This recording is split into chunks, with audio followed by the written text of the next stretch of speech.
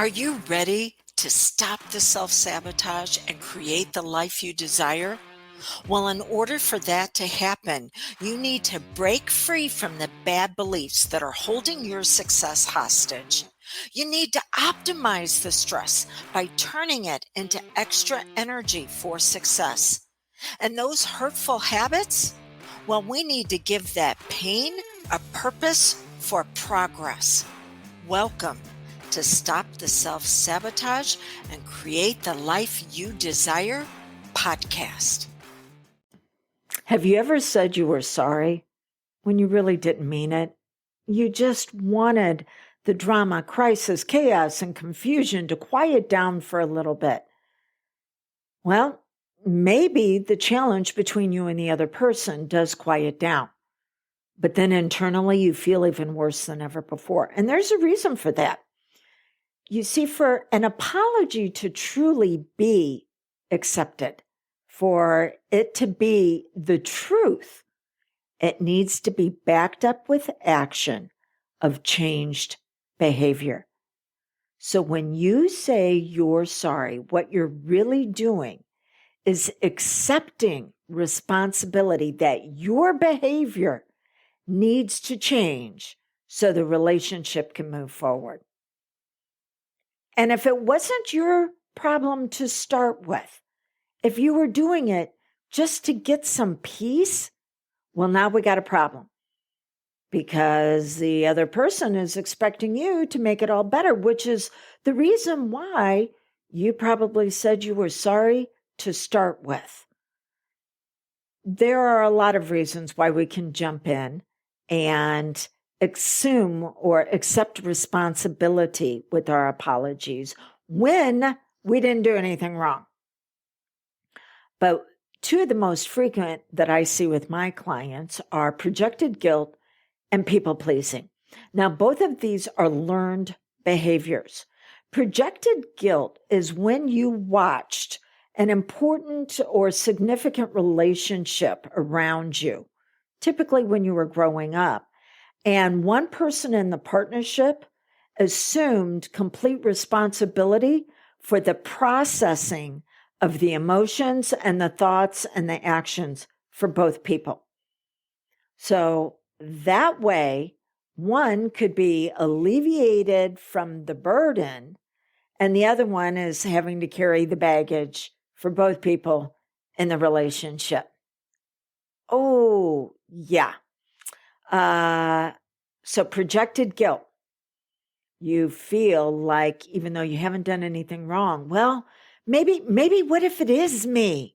I'll just go ahead and say I'm sorry. Well, again, if you're not backing it up with action, if you're just doing it to soothe the feelings, then it's not really a true apology.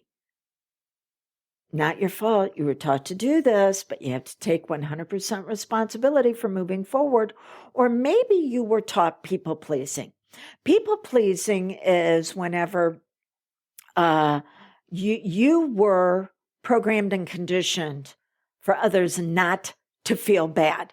You needed to rush in and do something so they didn't have to take care of their own emotional states. Okay, when you are a people pleaser, then you will, and you're always giving, you'll attract in dysfunctional takers. Not your fault. You were taught to build value into being a peacekeeper. This is how you experienced your worth, but where other people were benefiting for what you were doing. And you were paying the price because there's a difference between a peacekeeper and a peacemaker. A peacemaker says, I value this relationship. And we both see this challenge differently. How can we move forward to mend this? Hey, at times, all of us will do things that we need to apologize for. But when we apologize, we've got to back it up with changed behavior. So when you say, yeah, I value this relationship, what can we do? Well, you're asking them to be a bigger person just like you are. If you are constantly apologizing, if you're constantly the bigger person, you're allowing others around you to play small. At times, you may need to bring in a third party to assist you. There's nothing wrong with that because identity upgrades are social experiences. And if you're in a conflict where you can't seem to move forward, in fact, it is said that most significant relationships are going to have over 60% of challenges that are unresolvable. So it's how you repair and then move forward. And a repair is not saying you're sorry unless there's behavior that you're willing to commit to for that repair. So until we get together again, put down the baggage of other people, people pleasing. Start doing it for yourself as much as you do it for others. That'd be a great place to start. It's not believable to stop people pleasing for them, but at least start looking at, well, what is it that you need?